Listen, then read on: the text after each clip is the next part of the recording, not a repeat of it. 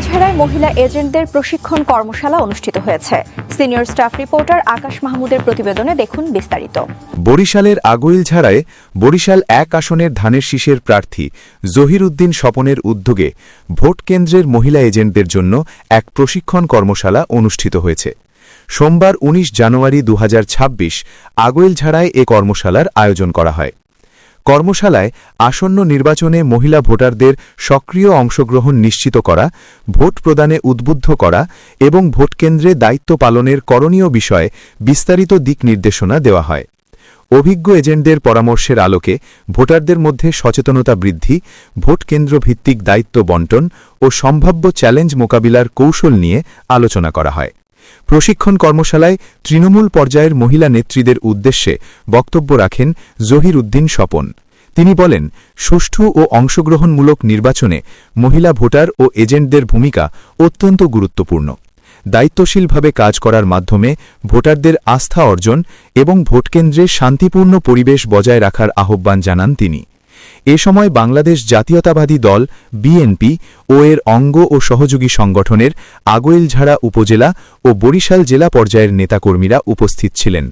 কর্মশালাটি উৎসবমুখর পরিবেশে অনুষ্ঠিত হয় এবং অংশগ্রহণকারীরা এটিকে সময় উপযোগী ও কার্যকর উদ্যোগ হিসাবে অভিহিত করেন।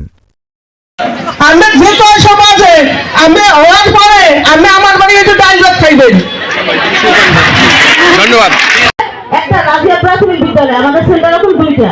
আমার ভোট কেন্দ্রের সংখ্যা ভোট কেন্দ্রের সদস্য গিয়ে আমরা ভোটের জন্য অনেক বোনদের সাথে পরামর্শ করতেছি এবং বাড়ি বাড়ি গিয়ে আমার বাসায় আমি ফেসবুকে নানান রকম অশ্লীল অপপ্রচার চলছে।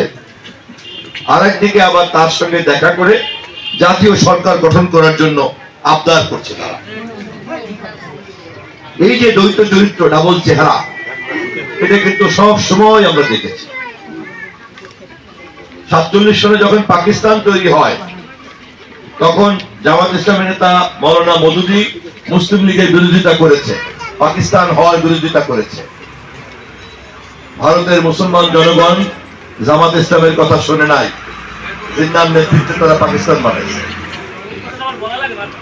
1971 সনে আবার দেশের মানুষ যখন পশ্চিমাদের হাত থেকে বেরিয়ে বাঙালিরা স্বাধীন হতে চাইল, জামাত ইসলাম তখন বলল, যারা স্বাধীনতা চায় তারা কাফের,